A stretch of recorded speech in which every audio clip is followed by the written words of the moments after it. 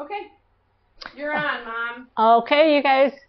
Hello. So you guys should have we released the video on all of the cutting the other day. So today what we're going to focus on is I'm going to do a little bit of paper piecing because the piecing that's in this border is a little bit different than some of the other stuff that we've done. And then we're going to just go through all of the components and how to assemble it. So behind me, I had to actually get some of this made so that you could see how it looks. And the first thing I want to talk to you guys about is when you're doing these borders, I know some of you have different colorways and stuff, but look at your borders really close as to how they're colored. Because if you just assume that you know what you're doing and you put all your layout sheets down there, you could end up in a situation where it doesn't balance out properly. So basically, what's happening with this border is these two pieces are opposing. So you have opposing templates in your foundation papers in your pattern. And you have to do half of them out of the red and the other half out of the red. And then you have to do half of the purples and half of the other purple in the same way with the green. So don't just put all of your one set of foundation papers on one color and the other set on another color, because you have to have the two colors there. So make sure that you pay attention to how your color is set up before you get started, so you don't make any cutting mistakes like that, because those will be costly cutting mistakes for you. All right? So anyway, the border is really pretty. And the other thing I want to tell you about this, the cosmic fireworks, the border in general is really hangs on a king-size bed really nice, and it looks awesome. No matter what quilt we put with that border, when you put it on a king-size bed, it just looks awesome on there. Now, it is 117 inches when it's finished. And I know some people don't like the fact that it's that big, but remember, you do have to quilt it, so that's going to shrink it. And depending on how much quilting you do, you could end up with anywhere from 3 inches of shrinkage upwards to 9 inches of shrinkage. And it just depends on how much batting you put in it and how much quilting you put in it, okay? The other thing you want to think about too is when we designed this, we designed it so it could be trimmed down. So if you look at the outside border there, after you get this quilt made and the whole top made, if you feel like it's too big, the way we designed the white coming in and the outside border, there's room there to actually trim off about 3 inches all the way around it, which would take your quilt down to almost 111 inches. So I wanted you guys to realize that about the borders, that we do design them so that they can be trimmed down, because there's such a variation of height in your beds if you want to put it on your bed. If you want to hang it on your wall, hopefully you have a really big wall, because it takes a lot of room. Okay? So when we left off the cutting instructions the other day, I think the only part of the cutting that I did not go through was how to do the veins, how to set up these veins. And so the first demo that we're going to do is going to show you how the veins are cut out. So in your instructions, I believe you have to have, so if we go to page 5 in the instructions, fabric, it's fabric HA, and we just did one color, so we have... I'm going to fix the table. Okay, she's going to move the table a little bit on us. There you go. Okay. So basically the way these veins are set up is we're going to open up this fabric and you're going to get 2 cuts out of it. So we have one of them like this, and then you're going to take and flip that over and get the other cut like that. I also want to explain to you excuse me, a little bit about the difference between why we design a template for the vein versus designing a bias strip for the vein. Because in some patterns you're going to notice sometimes I have you cut a bias strip and sometimes I have you cut a vein. A lot of it has to do with how much yardage it's going to take. And so when we put 3 or 4 of these templates together like that, it condenses the amount of yardage that you have to have for your veins. And the best way to build a vein is to actually do a template and set it up so that you can get the bias in here, okay? Sometimes we'll want to change the color of the veins, and so if you have like 8 different colors that you're working with on a vein, and you have to have 8 different 14-inch strips, you're only going to get 1 cut per color, and you're going to have a lot of wasted yardage. So in a situation like that, we make the determination to actually just give you a strip of fabric, okay? Because it's going to waste a lot less yardage. Instead of 3 yards of, usually about 2.5 yards of fabric if you cut it on the bias and different things versus these strips, okay? But the downfall of the strips, I do want to warn you, is that it puts all of the curve basically on the straight of the grain. And so when you try to sew those on, you have to go through a clipping process. And it's a lot harder to get them onto your papers than it is if we twist these just a little bit like this. Then we have the bias going in here, and that's going to form a lot better for us, okay? So I get a lot of people ask me why the difference between the patterns that we do, and I just wanted to explain that to you. So in this one, we were able to get that yardage down to basically 22 inches of yardage. That's pretty good for these big, all of the veins that are on here, and it's because we put all of these on there. So what we're going to do is we're going to take this repositionable glue, and I'm going to run the repositionable glue in the areas that don't have the hatching on it, because that's going to be the areas that's going to get cut out eventually, okay? So and I can see through the paper well enough that I can kind of see where I'm at with it. And I've also cut these papers apart and glued them back together, taped them back together so that we could use them again. So that's why they're all cut up. But this is as if I've got this cut down as if it's a full sheet. All right. So now I'm just going to do a rough cut around that. And when you're reading your instructions, it always says to do like an extra, I can't remember if it's 3/8 of an inch or what it tells you to do in there, but it tells you to do basically add a little bit of extra fabric all the way around it.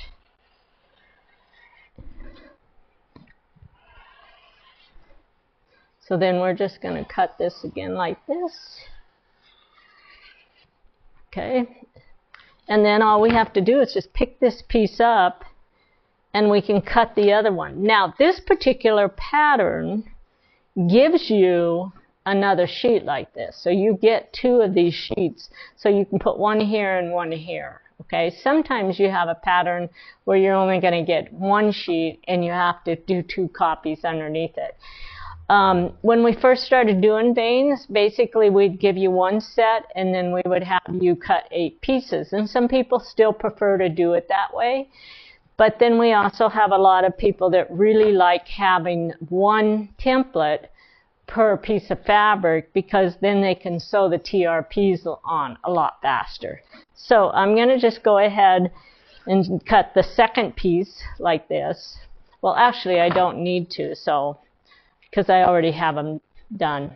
So let's just go, and I'm going to show you how to do, when we have multiples, you're going to have TRP lines. So all we have to do is just go to our machine, put the lid back on there, and I can just start sewing my TRP lines. Now, I'm going to sew these at about 2.2, or basically a 2. That's not too small, not too big. And I'm just going to lift it between each one, so I don't have to cut them apart and then sew the TRP lines. I like to sew these before I cut them apart.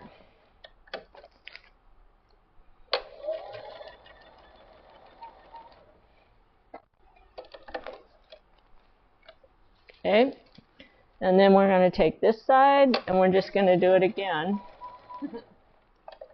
I thought you were going back to the table. Oh. Switched to the wrong thing. Sorry, everyone. I'm just a producer over here, and I'm not very good at it some days. Well, now we're going to go back to the table. We have all our TRP lines sewn. And we're going to go back, and I'm going to show you how we cut these out. Okay? So I have a curved ruler here. So the most important cut on a group of templates like this is the sew side.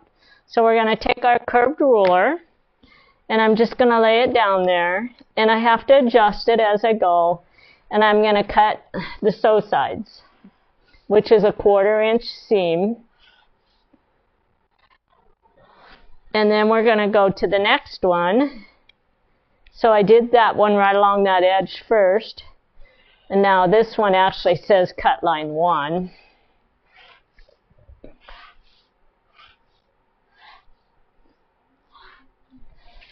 And then we're going to go to the next one.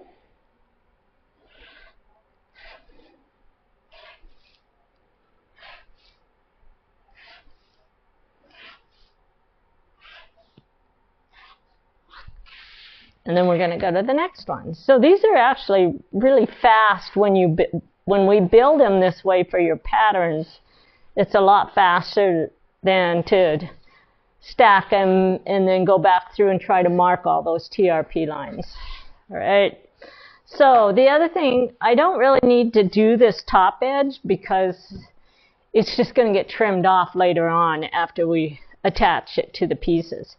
But I do want to show you that each one of these are just a little bit different size. The TRP lines are all in the same places, and the sew sides are all matched up. But the length and the width is going to vary according to how close we could get them on there. So you don't have to worry about that being perfectly the same size, every single one, because all you have to have when you're putting on a vane is the radius of the curved seam, and that's what we give you with the sew side. Okay, so these are all ready for us to put onto a quilt. I'm going to set those over there. So I think the only other thing I may not have gone through with the last video is how to cut all of the border pieces. But if you look at your instructions, it does have the information. I didn't get all the way through the video, so I can't remember if I walked you through that part or not. All right, so we're going to pull up the first bag of paper, that's foundation paper, that's ready for paper piecing. And this one is actually, I'm just going to open it up. It's unit H1. And some people wonder why I don't just cut, these are such big pieces, why don't we just do templates?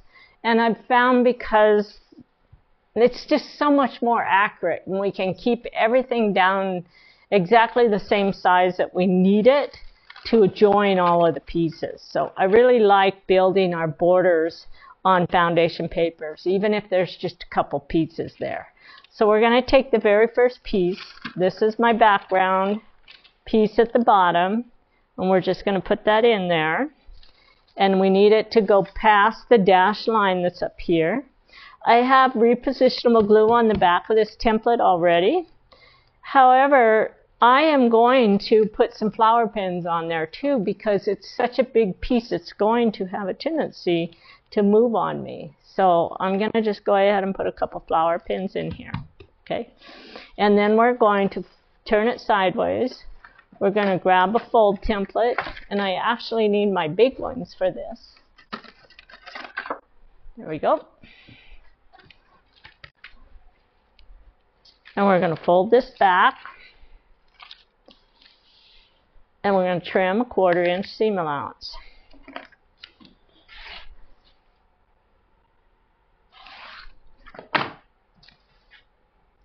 And then we're going to take our first piece. It looks like I already sewed this on once and took it off for the video because it has stitch lines in it. And here we go. So we're going to remove those threads. And then I'm going to lift this up and put it on. And you're going to want to make sure that both of these angles have fabric under it. So we're going to move it down here just a little bit. And that gives me about a 1/4 inch excess there. I'm going to move it just a little bit more because I have room to center it just a little bit further in here. There we go. Okay, so now what I'm going to do is I'm going to open this up after I get that lined up. I'm going to take that pin and I'm going to repin both pieces together. And now I don't have to worry about this great big piece moving under there. And I have them pinned solid. And then I'm just going to quickly tack the raw edges together with my glue pen. I don't have to butter it. I don't have to have glue all the way along it. All I want to do is just tack that and push that together. And now we're going to go to the sewing machine. And I'm going to get rid of these pieces, and we're going to sew our this border piece together. Okay, you're on, so let's just pick up from where you left off. Okay, so I just got through cutting these, and now what we're going to do is we're going to look at where the section numbers are. This is my last section, so I'm just going to stack these on top of each other, because they're all cut in the same order is what we're going to sew them. Okay, now we're going to set these aside, and then these are actually my bars for my these are the bars on there. So we're going to take this, we're going to find cut line 1, and then we're going to move over to cut line 2, then cut line 3, cut line 4, and cut line 5. Okay, so now you're going to have all 8 of your pieces clipped underneath one here. So now we're going to start here at the very last section, which is section 13. And then we're going to find section 12 on this one. So that's section 12. And then we go to section 11. And then section 10, 9, 8, 7, 6, 5, 4, 3, 2, and 1. Okay, and I'm just going to put the very first piece on, the first 2 pieces, and then we're going to move on to the next one.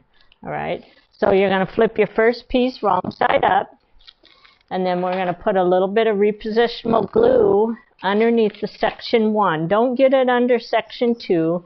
You only want it under section 1. And then we're going to center that piece underneath there like that. Okay, now we're going to grab our fold template here. We're going to fold back the foundation paper, place the outer 1/4, and trim. And then we're going to grab this piece. This is for section 2. And notice I didn't cut off any of the tails or anything because I really don't need to. That's going to get trimmed off when we do our trimming. All I need is my sew side. I'm going to place it on there like that. And then we're going to grab a little bit of our glue pin. And I'm just going to glue the raw edges, and all I'm doing is just tacking it down and not rubbing the glue along the whole side there, just in a few places. And now we're going to go to the machine and we're going to sew that piece on.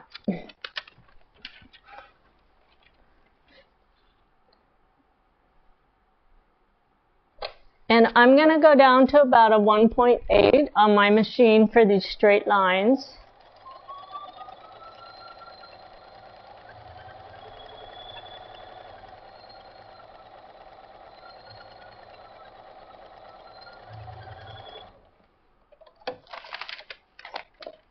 Right, and then we're going to take this, we're going to open it up, and I'm going to just do a finger press on it, and then I'm going to go over to the iron and press it really quick.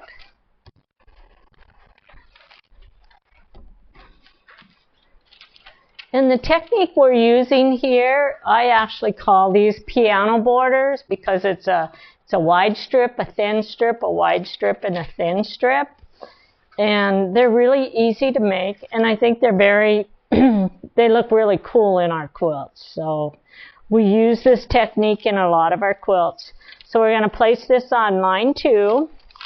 We're going to fold back the foundation paper, and then we're going to do a trim.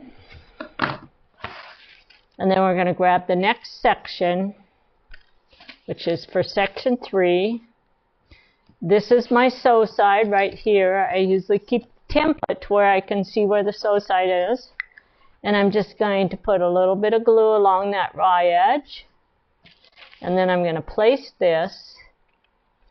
And what you want to make sure that you're doing is that you're centering the paper so that you have fabric on both sides. And the width that we cut these templates will definitely color when we have to cover the section there. All right? So once I sew that on, then we just continue the same process, and we just add everything until we get them all done. Okay, so let's go ahead and pin these. I'm just going to clip these onto here, and I can finish this later. And I'm going to show you a finished piece here.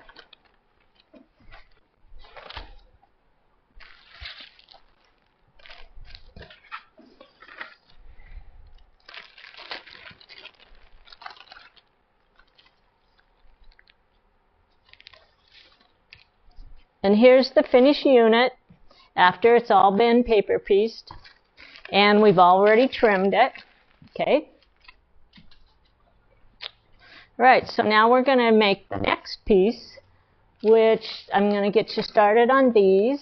So these are the papers for, and this is actually unit H7, and you have a couple different sizes of these. Oops, I don't want to pull those off. Okay, but this one is actually set up to go with our this unit right here. So we're going to go through the cutting process again. We're going to start on cut line 1. And you should have 8 layers of fabric. Is it 8 layers or 4 layers? 1, 2, 3. I think you're supposed to have 4 layers under these instead of 8. I don't have the instructions sitting in front of me. Because you have a right and a left unit, so there should be 4. Okay. And then we're going to look at this. And so one of the things, if you look at this set of templates, we have an H74 template, and then we have an H72, H72. The rest of them are all H72, which means that they're actually all the same size. So all we have to do is just set all of these up like this. It doesn't matter which section it goes under. It's just one of the bigger sections, and this is our very first piece right there. So now we're going to cut the background pieces, and we're going to start with cut line 1. And it looks like on my background pieces, all the template numbers are the same except for section 1 on there. So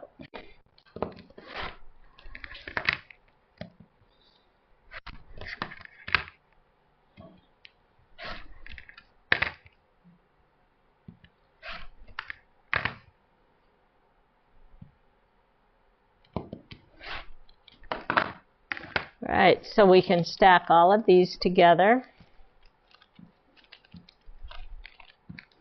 Now what we're going to do is set these up in the sewing order. These are my sew sides. And we're going to look for section 1 uses template. This one is actually, there we go. I think if you actually look at your foundation papers, you're going to find that Bradley has the wrong template number right there. It says H9-1. So we're going to have to check those corrections and see if those are in there. But this one actually goes right here. It says that it goes with section 1, but he doesn't have the, it's got the wrong template number on it. So we need to fix that. So I don't think that one's been fixed yet, but we'll look. All right, so this is going to be my number 1. So we're going to start here at the last one, and this is section 14, which matches up right here. And then we're going to do a black one, which is our H7-3, and then we have an H7-2. And we're just going to keep going like this. And this is setting everything up in the sewing order. We're matching up all the sew sides.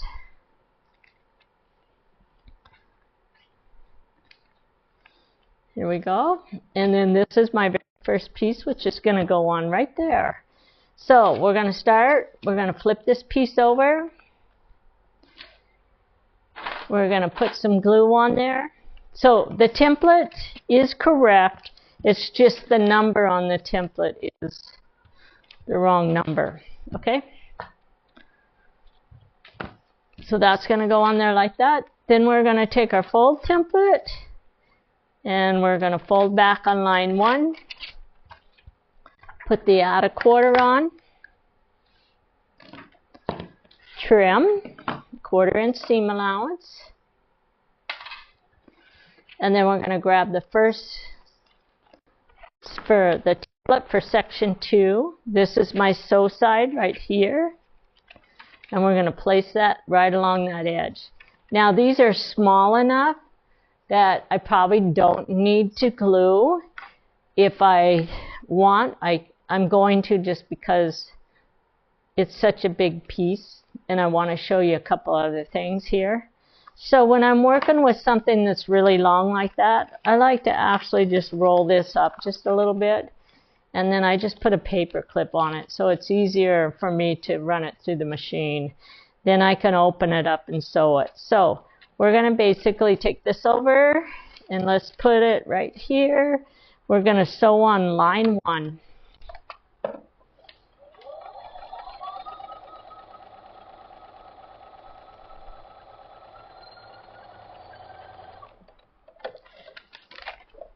And then we're going to do a quick finger press on it. And then I'm going to press it with my iron.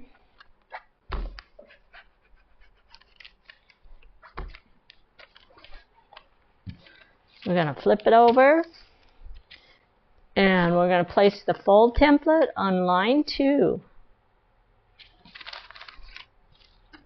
Now this particular foundation unit has floating points out at the top and at the bottom, so all your seams are going to be crossing over each other. So we're going to take that piece, and then we're going to pick up the 3rd template. This is my sew side, so I just have to lift this up and set it on there just like that. Okay? And then I'm going to just go to my machine, and I'm going to open up my paper. Because I didn't glue it, I have to hold on to it while I'm working on it.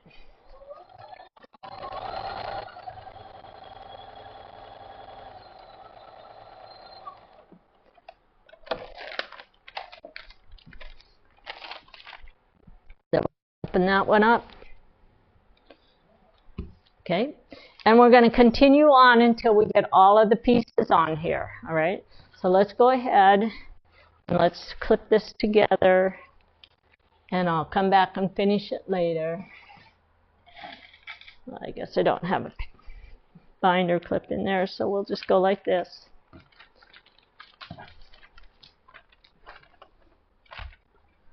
Okay. And now I'm going to show you the finished piece. Okay, there's my vein that I have to sew on it. Here's my unit. And so what we're going to do now is we're actually going to trim these down.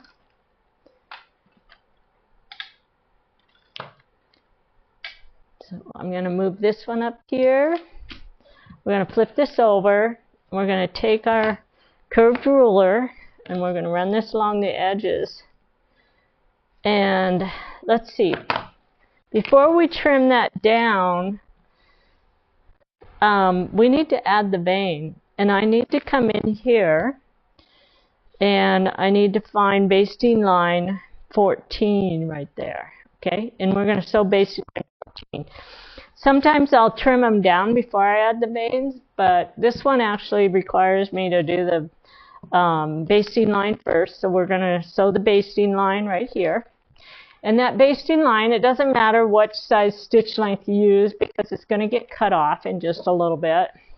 So we're just going to run along here.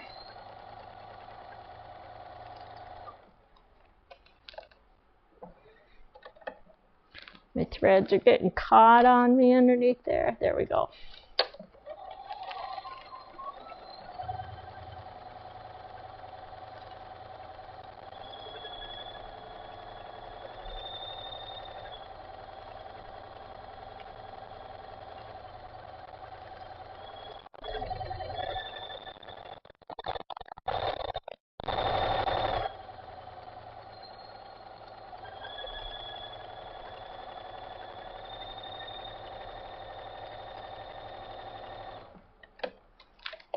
Okay, so now if we look at the top part of it, we can see that I have a basting line all the way along here. What my basting line's given me is where my quarter inch edge would be, and it's going to give me where I line this piece up. So this particular one, basically this fabric doesn't have a right and a wrong side. But it does according to where I have those TRP, or the TRP lines there, okay? So what I want to do is when I have something that doesn't have a right and a wrong side, once I pull the paper off, I don't know which one's the right side and the wrong side. So I like to come back. I like to add some little marks on the back, and I'm just going to take a light pencil and mark the back side so I know that when I lift this up, I'm not getting it mixed up. The paper normally is on the front side, your templates, but we do have a few patterns that we put the paper on the wrong side for some different reasons, and it has to do with how it's assembled. Okay. So I have my TRP lines. This is the front side. We're going to flip this over, and I'm going to match the first TRP line right here, and we're going to put a pin in there and pin those together. Then we're going to grab another pin and I'm going to line that one right up over here. So it looks like there's a lot of fullness in there, but when I start gluing that down, it's going to all fit. So the first place I'm going to go with my glue is between the two pins. So let's go ahead. And we're going to put glue just to the left side of that basting line, and we want it to be about 1/8 of an inch of glue along there. It needs to fit within your seam allowance. So just run this glue all along that basting line, and then we're going to start, and we're just going to push that into it, and I'm going to do about halfway. And then we're going to come back to the other side and work back to the center. Don't stretch it. And see how it just fits perfectly right along that basting line. So you match the raw edges of the vein up with the basting line. Now we're going to do this edge right here. And that's going to go all the way to the end. Now, we haven't trimmed, and so we have excess along here, so don't go try to match that up to the end. All you have to do is just match the raw edges of the bias strip here, this vein, and just let it hang over the edge down here. So don't try to match it up with anything, because when you look at this, I'm going to explain this to you. So this is a piece of paper from there. Where this dashed line falls on your piece of paper, that's actually where it's trimmed back to the exact size. So see, we have excess all the way around here that has to be trimmed off after we get the vein sewn on, okay? So if it's a T-template cut from a vein, then you have to match them on the ends before you sew them on. But this isn't a T-template. This is a paper piecing, so it has the excess. And the best way to figure out whether it has to be matched is just look at your paper. I have excess past that dashed line, so that means it's going to hang over the edge for me. All right, so now we're going to take this one.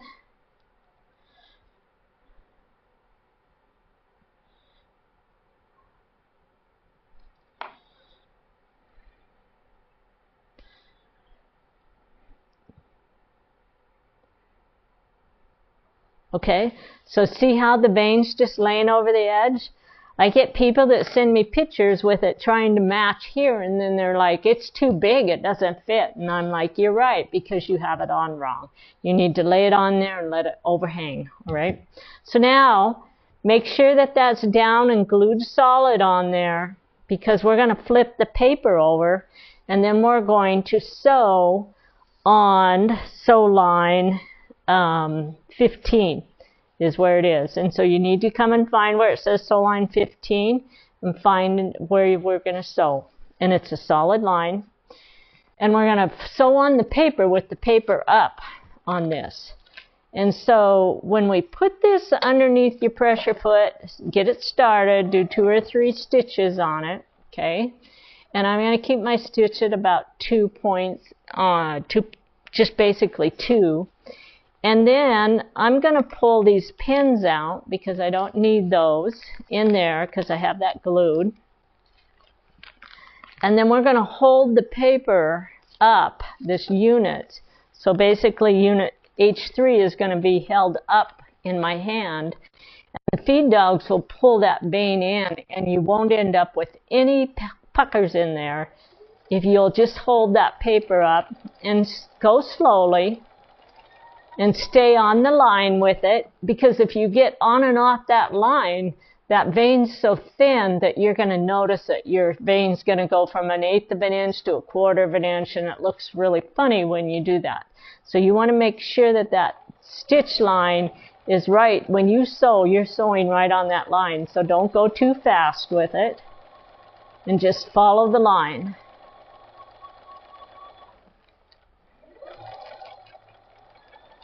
Don't put a whole bunch of pressure on it and put your hand down like that, because if you do, you're going to end up with those puckers. You've got to have that up, hold that paper up so that the feed dogs pull the ruffle in underneath it.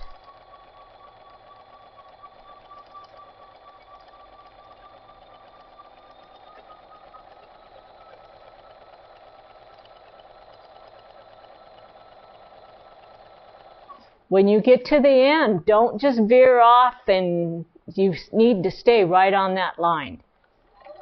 So when I finish, I'm just going to slow down and make sure I stay on the line. Okay, so we have it all sewn on, and now we're going to press this. And when I press, I'm actually going to press it like this, okay? And you're going to take your starch pen, and you're going to run this pin right along the inside like that, or you can put it on this side too. It doesn't really matter, okay? Just run it along there. And now when I press, that starch will just keep that vein really, it just presses out so nice there. Okay. Now I'm going to press that back out with my fingers, and then we're going to go to the iron, and I'm going to press it with the iron.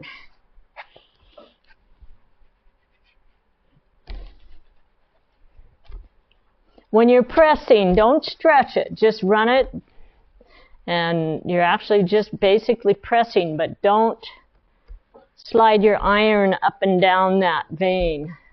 Okay? It's nice and pressed. So, now I'm going to do my trimming around this piece.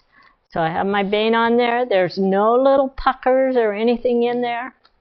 And I'm going to grab my curved ruler, my straight ruler, and we're going to do the sides first. Okay. And that's a curved edge there. So now I'm going to pick up my curved ruler, and we're going to trim right on the line. And you have to adjust the curved ruler as you're cutting.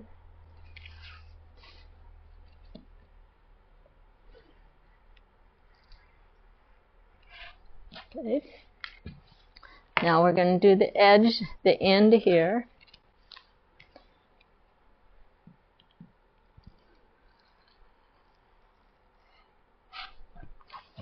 We're going to cut that smart corner.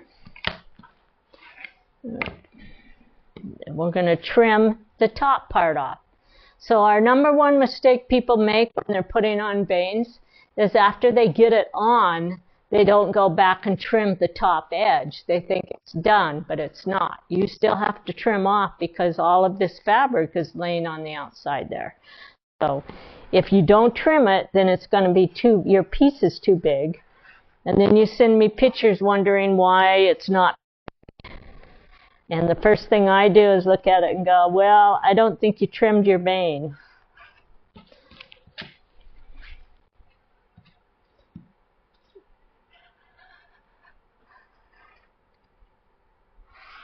All right, so now the vein's all been trimmed off.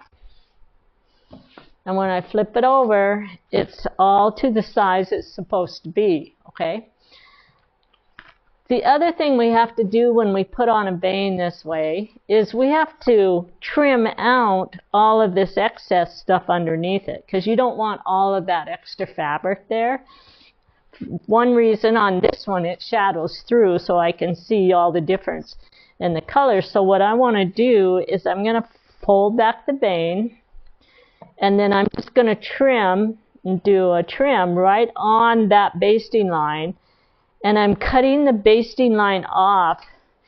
Basically, I'm going to end up with a scant 1/4 of an inch when I'm done. So I like to get the basting line off. And so it's just we're trimming right along the left edge of the basting line.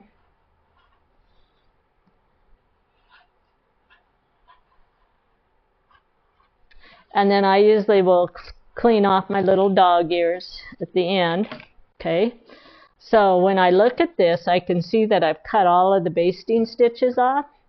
So now that's all garbage.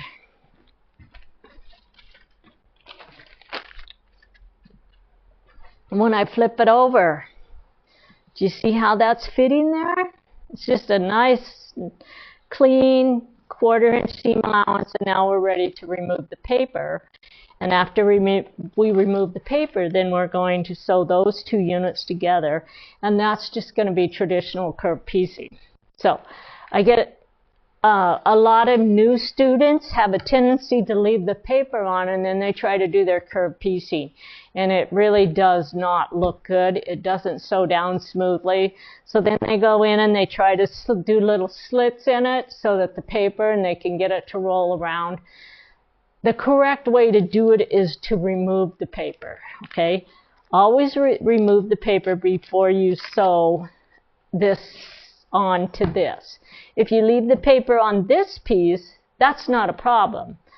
But this piece, because it's your concave that goes on top like this, that paper has to come off. And then you'll be able to get that to glue down and make a really smooth curve. And so when you're removing the paper, you should always start with the very last section of paper that you put on, because when you do that, then everything comes off in one big chunk. Each section tears off together. When you have a vein, you have to pull this other little piece off right up here that's in the vein. When I'm tearing paper on a curve, I usually hold on to the thread at the bottom so that they don't pull the stitches out at the right along that edge there. It's really easy for those stitches to tear back because when you're trimming right on that line.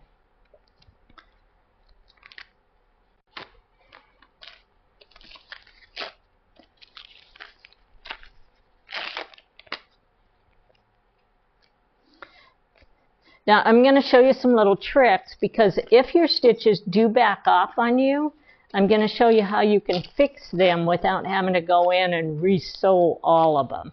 If it backs out too far, you're better off to go out there and re-sew. But we can actually repair them without having to go back and re-stitch all of them. And we can keep them from pulling off more by this little trick. So we just got a little bit more paper here to remove. All right. So let's get this paper out of the way because I'm going to need this to start assembling.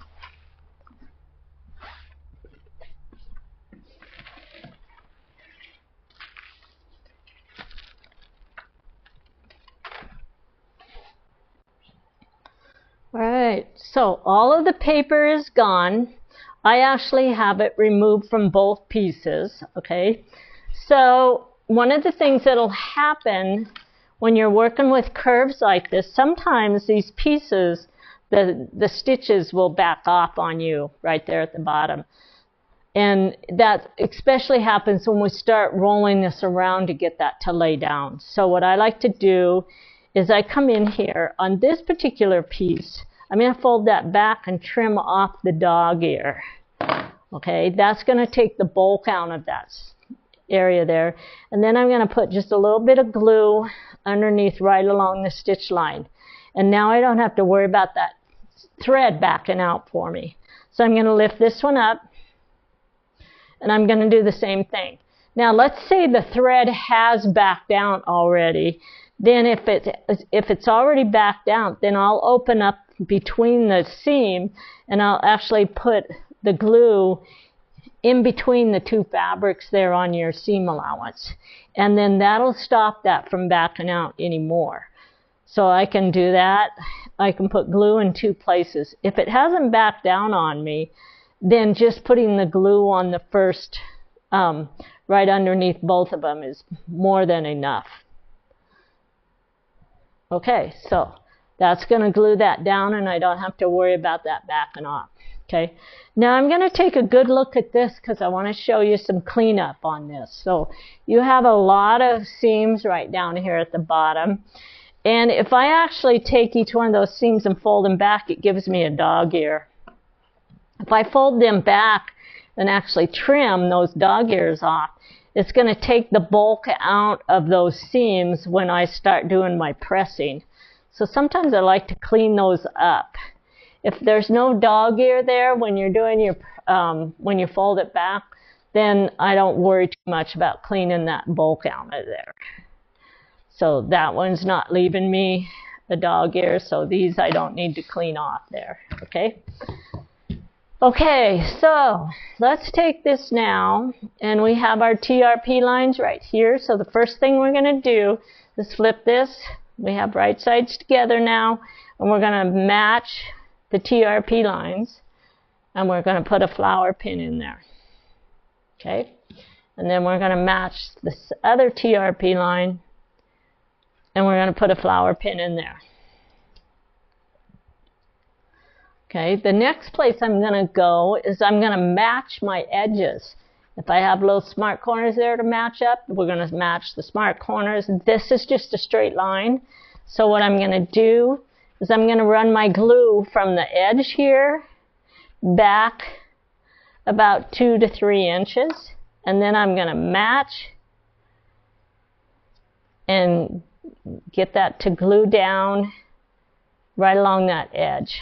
And then I'm going to take that and keep that right along that edge like that. And I'm going to put a pin down here to hold that straight. So I have it glued here, and then I'm holding that straight to that edge. Then I'm going to come back, put a little bit more glue, and finish gluing the raw edges. And I just pull that out until they all match up perfectly. And what it does is it starts building a little bit of a ruffle in here. Now we're going to go to this one. This one has a little smart corner because this edge is a curved edge. So we're going to take the glue, and again, I'm going to bring that back about 3 inches, and then I'm going to match that edge right up to the smart corner, and then we're going to take this and push those glue together. This one, because it's a curved edge, I'm going to just leave it because I don't want to pull this back like that. I just want to leave it hanging there, and then we're going to finish up and glue all the way back to the pin with the raw edges. Okay, so I've got it all matched up. So when you're putting on curves and when you're sewing, even when you're matching straight pieces, as a seamstress, it's our job to match the ends before you sew. If you just start sewing on this edge and then see where it ends up, especially when you're working with a lot of bias, you can end up with a 1/2 inch to 3 inches of fabric off here, which means if you trim that off, you just make this piece 3 inches too small or 1/2 inch too small. So it's our job, when we put these patterns through CAD, they fit perfectly, okay? And it's your job to sew them together perfectly. So you just want to make sure you match those ends. And if you don't match the ends and they come out too big because it stretches in the sewing process, it's not our fault because it's not matching. It's because you didn't go to the effort to make sure it matched before you started doing the sewing. If no matter what you do, you can't get it to match, then it probably means something's been assembled improperly. And then at that point, you need to come and ask, what did I do wrong? And we're going to look at it and go, you either didn't trim off your veins properly, you didn't trim off, you didn't trim something properly, or you sewed the wrong 2 pieces together. So it's as simple as that. We designed these so that they all go together. And now we're going to sew that curved seam.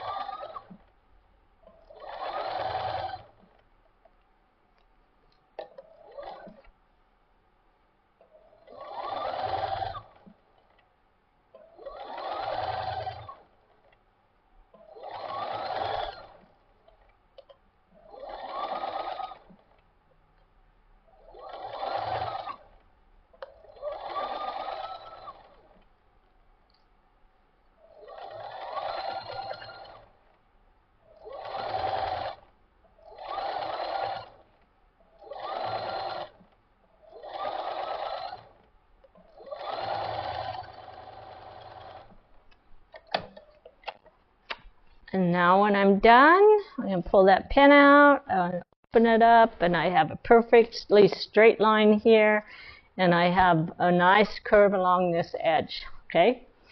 So we're going to start switching the cameras from a wall where I have a whole bunch of pieces, and I'm going to show you how to assemble a 1/4 of this unit. Actually, it's going to be an 1/8 because I don't have all of the paper piecing done to finish up the last part of the pieces. So anyway, we're going to take this. I'm going to put a starch along this curve. I'm going to press it, and then Judel's going to move the camera to the other wall, and we're going to start the assembly process.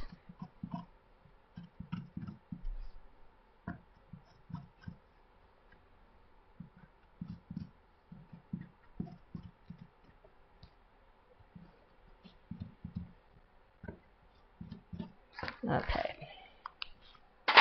let's go press that.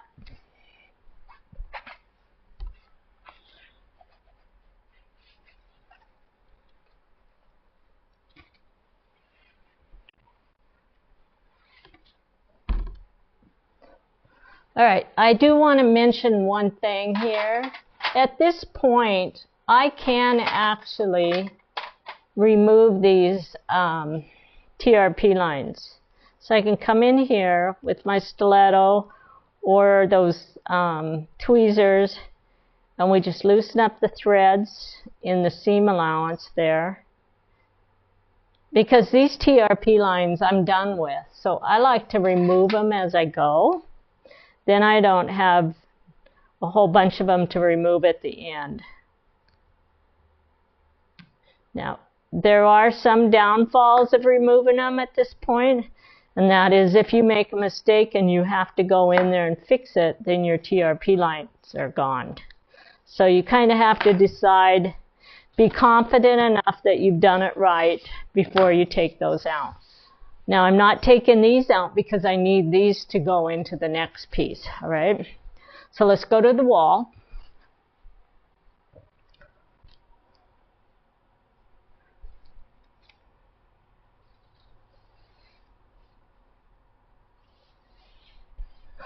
Are we on the wall? Okay. So if you look at the wall here, I left the papers on in place. So basically, this is my H5 T template. This is an H4 T template. This one's an H7 T template, and this one's an H6.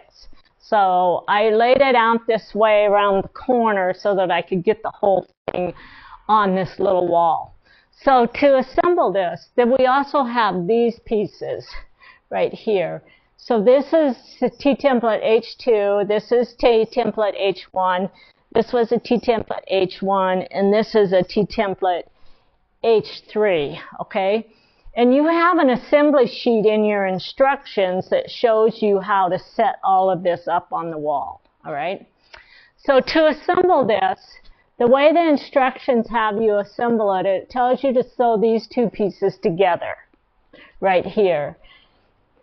Now, I'm going to show you that you can actually assemble this piece onto here, and it's a little bit easier to do it that way. And when we wrote up the instructions, I probably should have written it that way, but it doesn't make any difference whether I sew this seam here first or sew here. So I'm going to actually, just because of the filming process, we're going to actually just take and sew these two pieces together right here. All right. So I'm going to take this paper off of here, and then we're going to bring these over to my table. So we're going to come back to the table, and I have my TRP lines marked on the back, so I can actually just take this and put right sides together, and I'm going to take and put a pin and join those TRP lines.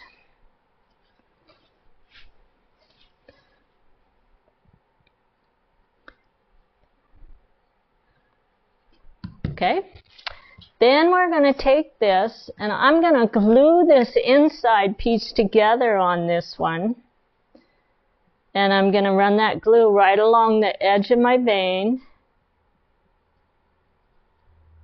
like that, and then we're going to just glue the raw edges.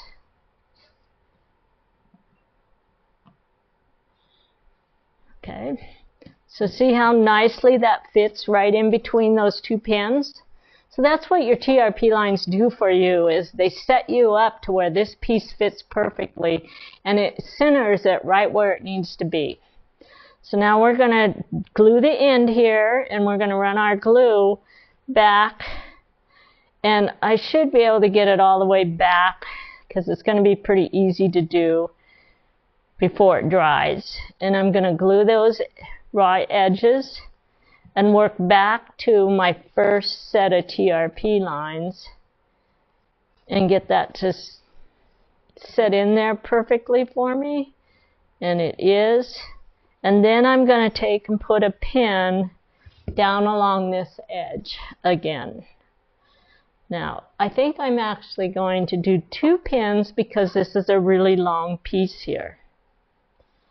Okay. See how it's starting to form a ruffle in here? That's exactly what it's supposed to do. Now we're going to take this one, and again, let's put the glue in. It's a pretty small area, so we should be able to just glue the whole thing. And then we're going to match that smart corner, and then work it back, glue the raw edges until we hit the pin. And if it seems like it's a little full in there, just work it in there and make sure that that gets worked into that space there. Okay? And so again, see how it's just forming that ruffle? And so before you sew, just look, and if it's looking like that, then you're good to go. Okay. So we're going to pick this up and we're going to sew that seam together.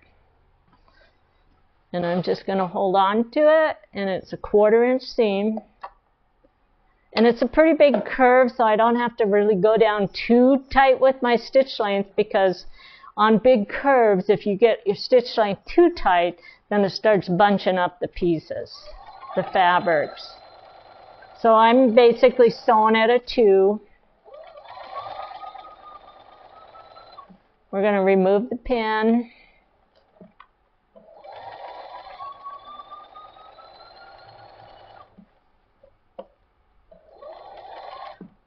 I'm going to put my needle in the down position.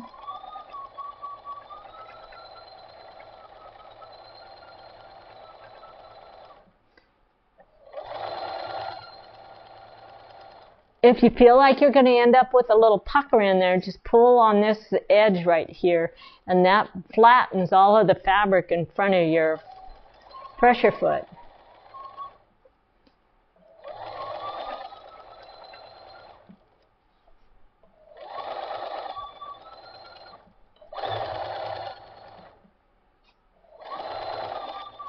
Now, we're sewing on an actual vein here. These veins don't really match up to anything, but here again, you don't want to veer off on that. You want to make sure, just slow down and sew straight off the end of it, right?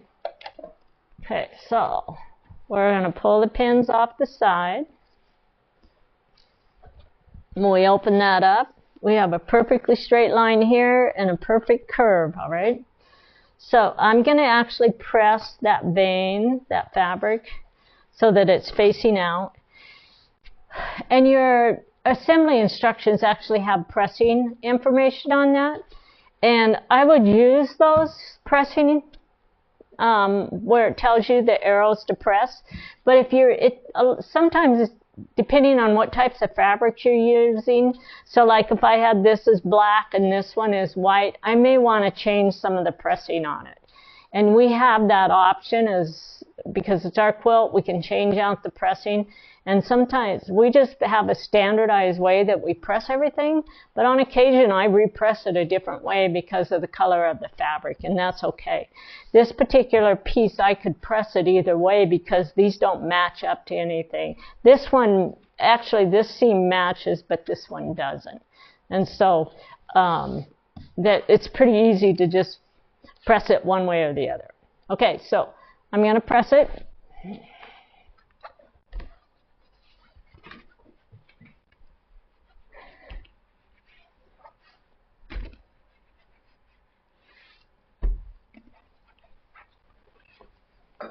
All right.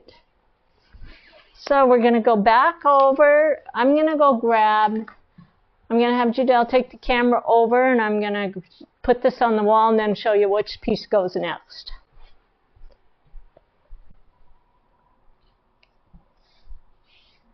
Okay, so now I've got to take H5 and sew it onto this piece right here. So we're going to get rid of the paper. Oops.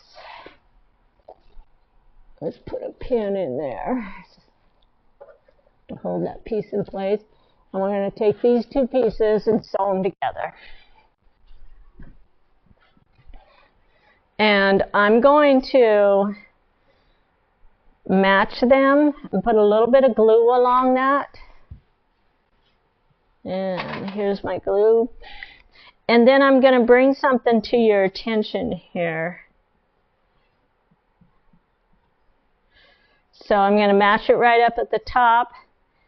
And then I'm just going to tell you that Bradley has the smart corner wrong on that one. I think what he did is he missed the smart corner on the piece underneath it. It probably should have had been trimmed off. But if you'll just take it right down to the tip, it'll be right where it's supposed to be. You can see how it's supposed to fit, all right?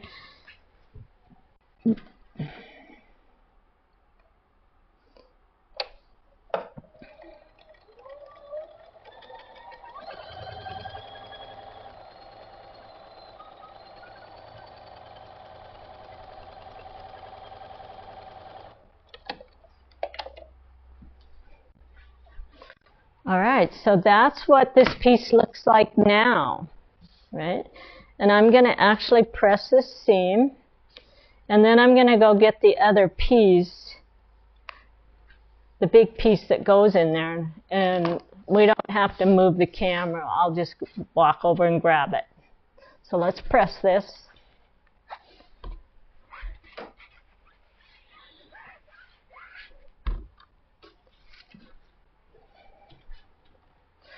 So I'm going to go back to those assembly instructions and explain something. So in your assembly instructions, I told you that had you sew these together first. So then this piece would go in second, okay? And the reason why I said you could put this piece on is because this piece fits back in here. And it could have been assembled either way. So now the next piece we add on there is the big curved section, and that's going to fit right into that hole there. Okay, so let's take this. I have a TRP line here. I have a TRP line here. There's a slanted TRP line right here, okay? It's just it's slanted, and then there's another slanted TRP line right along this piece. On that vein. Those two TRP lines are going to match up right along this edge of this part right here. So I'm going to actually match these two and pin them first, and then I'll come back and pin this one and then pin this one. All right? So we're going to take this piece, we're going to flip it over, and this seam right here is going to match up to that first TRP line, and you just line that up perfectly, and then you're going to put a pin in there right at that angle of the seam. Okay, and then we're going to take this TRP line, lines right up at the top edge of the vein, and we're going to pin those two pieces together.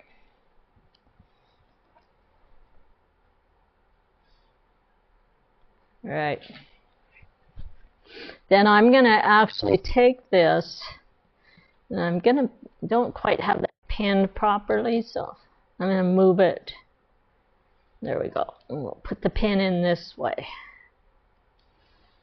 And then we're going to grab our glue pin, and we're going to glue that raw edge between those two pieces. Okay. All right. Now I'm going to come over down here to the end,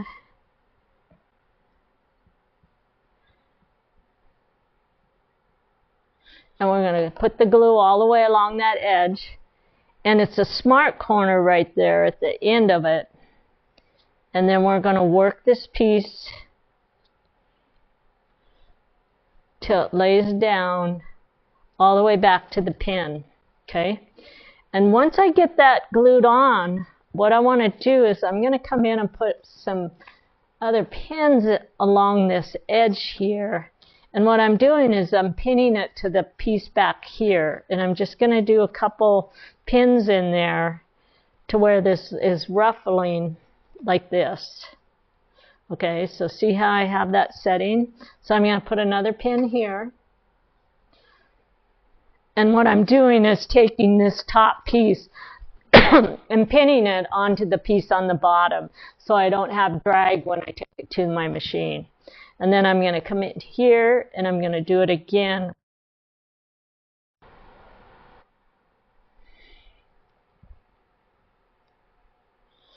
I'm going to go down a little bit further. Okay, so that's going to take care of that drag. Okay, so now I'm going to get that like that. And now we're going to take this and we're going to come over and match up these pieces. So this TRP matches here. And then we're going to match the next TRP over here. Okay. And then I'm going to grab the glue and we're going to glue the raw edges between here and here.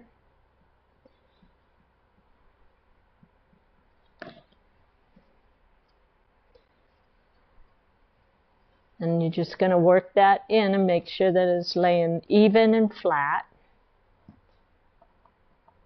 Okay. And then I'm going to take and I'm going to add a few more pins down here to just kind of keep those edges from moving. Okay.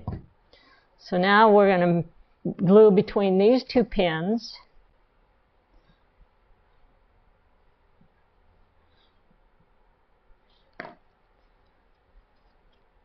If you feel like you have to ease something in there just a little bit, you just take your finger and kind of pull it back towards you, and it just eases it in. So, because sometimes these big curves have a tendency to get stretched out, so I just bring it back and kind of do this and get that to ease until it lays flat in there.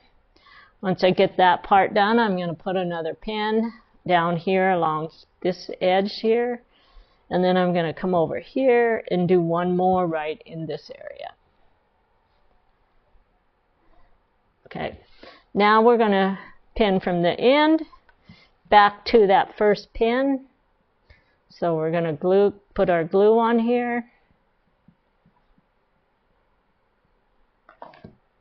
We're going to match up that edge and glue the raw edges.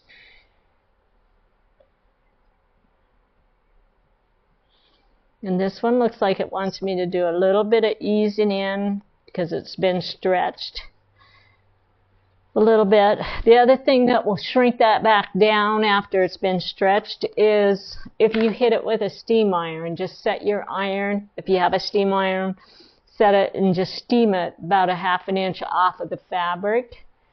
And that will shrink the edges of the bias back down to its normal size. Now I'm going to take a pin and I'm going to pin along this edge, and I'm going to do another one down here. Okay.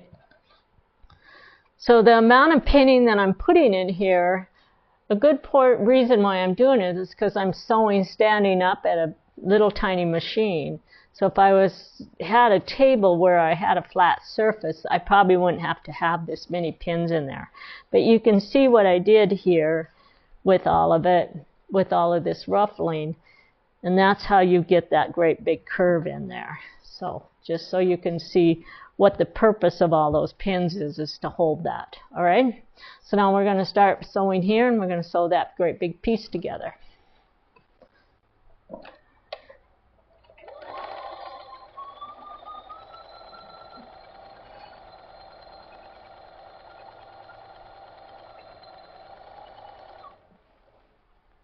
And I like to remove these pins as I start sewing, because then I can start pulling my fabric if I need to get it to lay flat. So I can just kind of pull this back like that.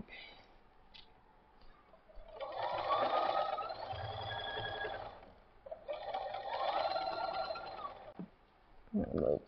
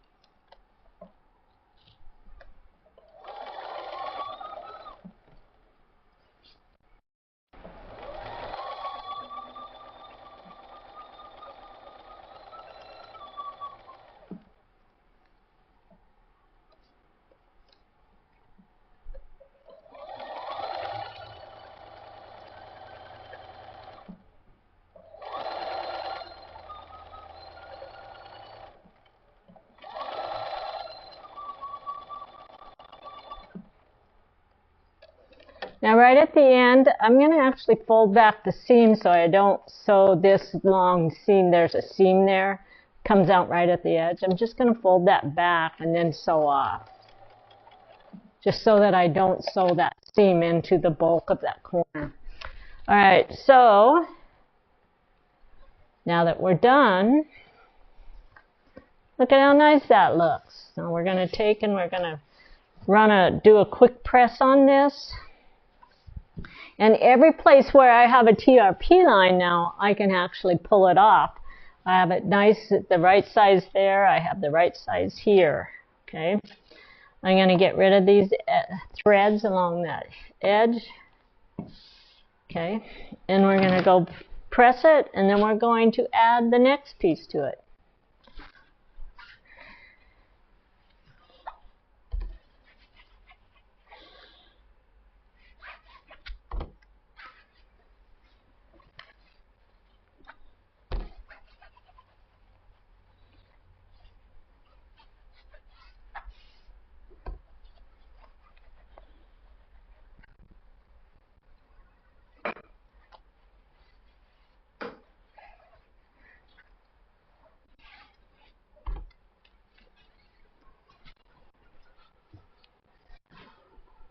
Okay, so I want to explain something to you. So remember these two TRP lines here that we're supposed to line up to that?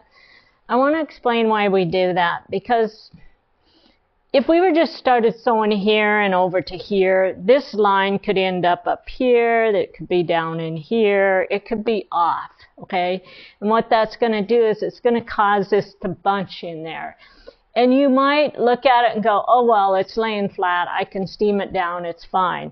But what's going to happen is if you don't get these pieces placed where they're supposed to be, when you start looking at the big quilt, you're going to notice that this piece, if it's not right, might look up here, and over on that side, that one might be down.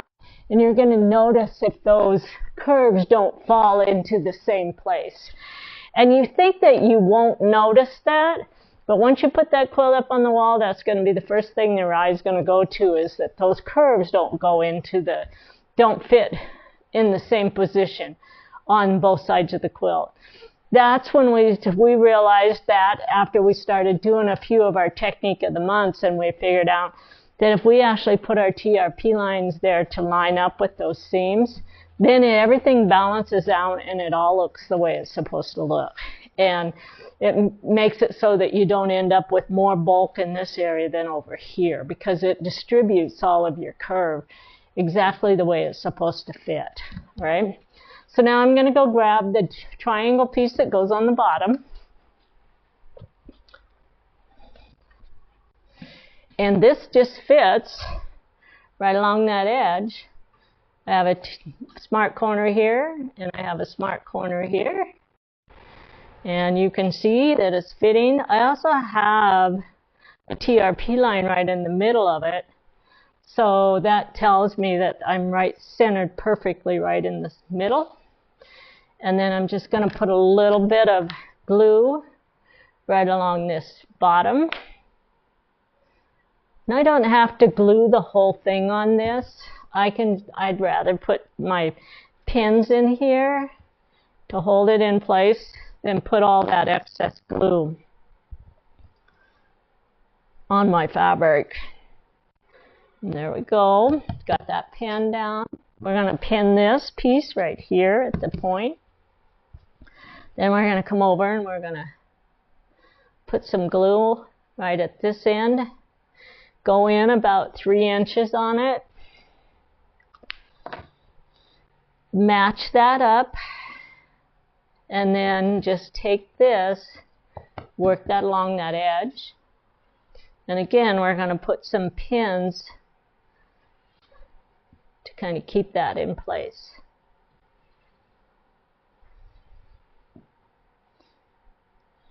Okay, I have this pinned here so I don't have to worry about this folding on me. And then I'm just going to, I have some thread tails there, so I'm just going to clean off some of those tails from the threads. There we go. And now we're going to sew this up.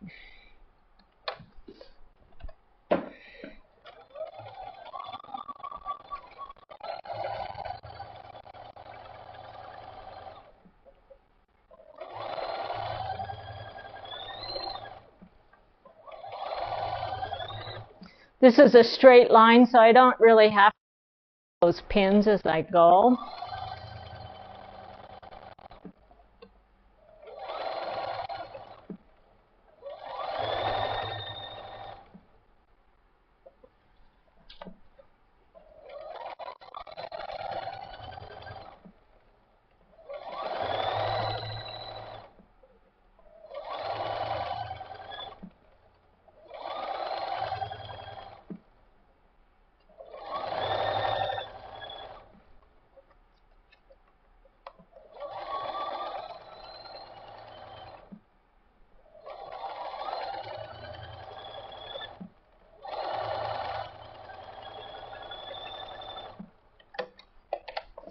All right, so I'm going to show you something else I like to do.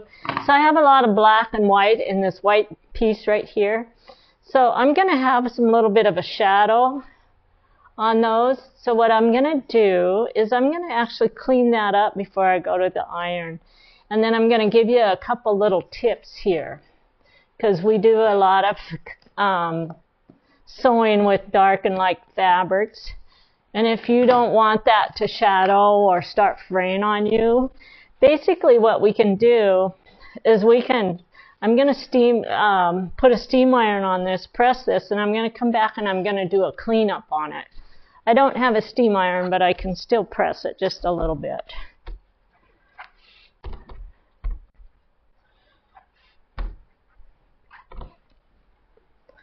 Because as we continue sewing all of these pieces, it's going to start fraying on me.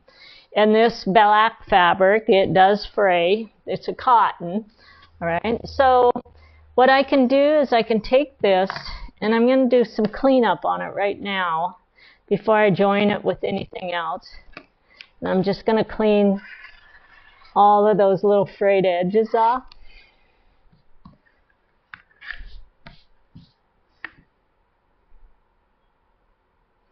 And that's going to get rid of my shadowing. But it's not going to prevent it from the continued fraying there along that edge. So you can actually take your fray check, and I don't have it in here with me, but I can actually take that fray check and just kind of brush that along that edge. Or you can use a starch pin, a heavy starch, and steam that down with a heavy starch, and that'll really eliminate the amount of fraying that it's going to continue to do until you get it onto the quilt frame. All right, so I'm going to take this and press it this way, and anyway, we have that piece on. Let's go press it, and then I'm going to show you how to put the border on the next piece.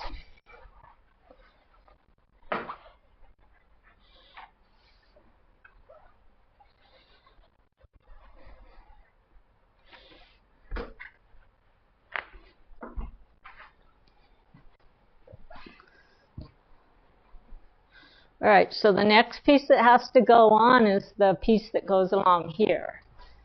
And that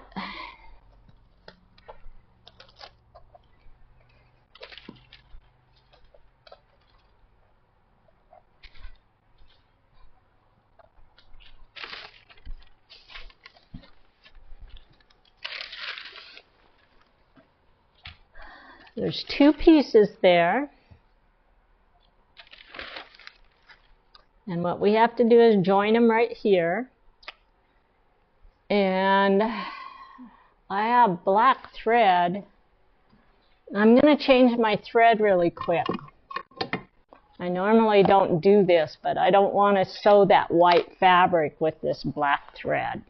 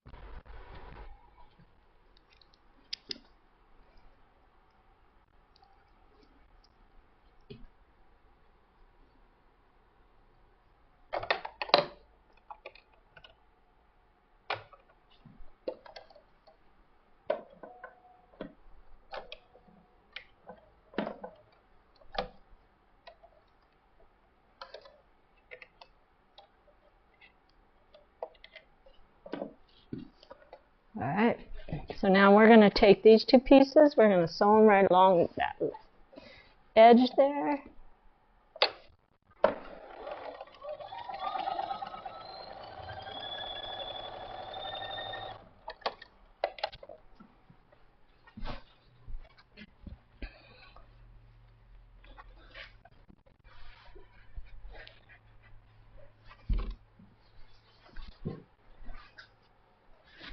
And then this fits right along that edge. So then we're going to take this.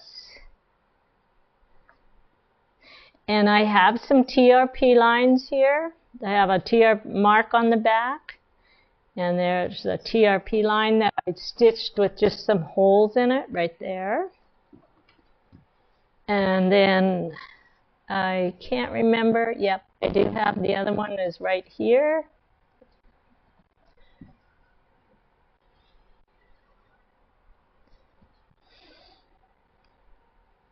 We have a perfect match at the end. And when I'm putting a long piece on like this, I usually put my pins, instead of pinning right along the edges, I like to get my pins out along this side, because then it doesn't drag when I'm sewing and this piece doesn't fall. And it keeps it nice and straight and flat underneath my machine.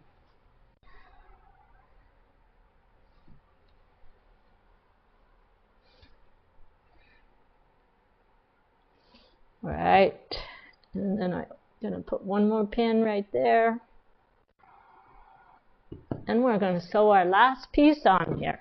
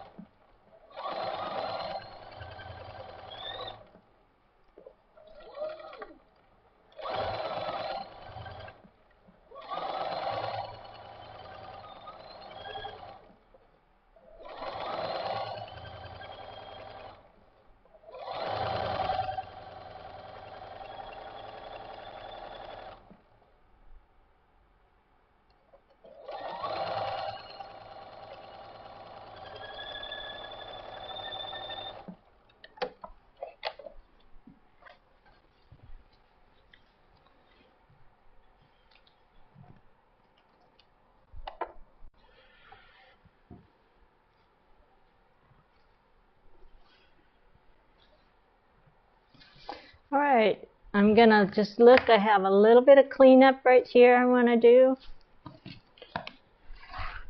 Okay, the rest of it's looking really good. I got a little bit of a tail there. All right, and now we're going to press this just like that. And I can't remember which way the instructions tell me to press. If I look here, it looks like we're pressing to the white on this one. So I'm just going to press everything like that, right? So at this point, it's looking really, really good. I can actually come in and start getting rid of all of the TRP lines on here, get rid of these threads. And once you get all of that pulled out, then you can sew the two sides together, the corners together. So if you look at what I have on the wall here, I joined these two pieces here, and then we have to join these two pieces onto this. So I haven't joined these yet. I sew this into a square. We sew these pieces together, sew this into a square, and we complete all four corners just like that. And that's how we make this border.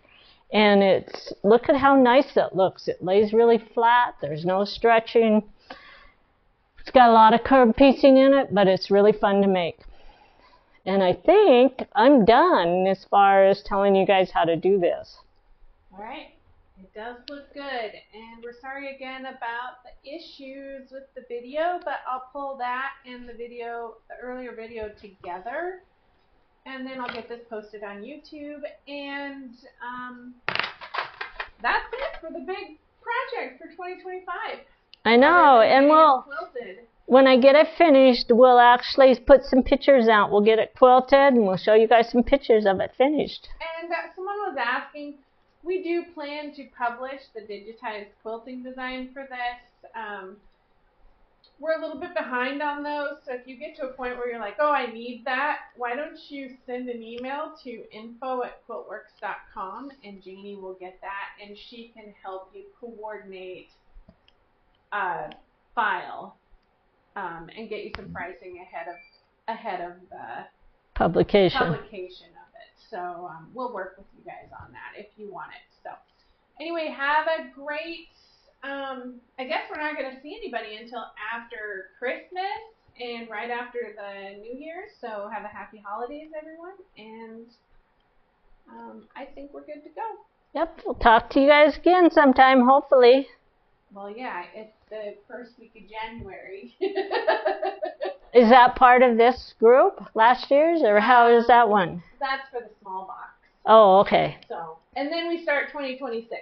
And so if you signed up for 2026, then I'm sure we'll see you for that project as well. So, all right, we're signing off.